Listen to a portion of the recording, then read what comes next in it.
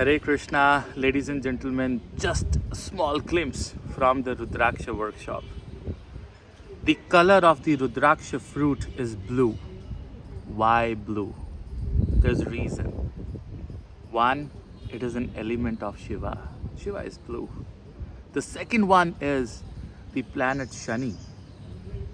The Rudraksha has been given to us to remove sorrows, to remove the ill effect of planet Shani, Saturn, in your life. The blue color fruit gives you different mukhi of Rudrakshas.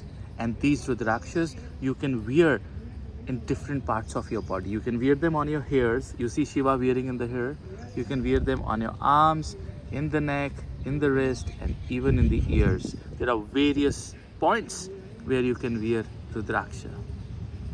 This is what I'll teach you, because just by taking a Rudraksha based on your dasha, if you have Shani dasha or a Shukra dasha, you wear this mukhi. No. There is a special placement of Rudraksh in your horoscope, and we calculate it.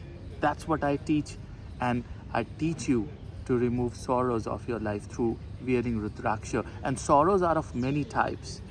Sorrows can be sorrows of your job, business, money, financial crunch. There could be personal problems, marriage, children, health issues, fears of life. All these things we can rectify by wearing Rudraksha at different body parts and on particular muhurata in a particular month based on dashas and transits. This is what we cover in the Rudraksha workshop. Come join us. Thank you. Hare Krishna.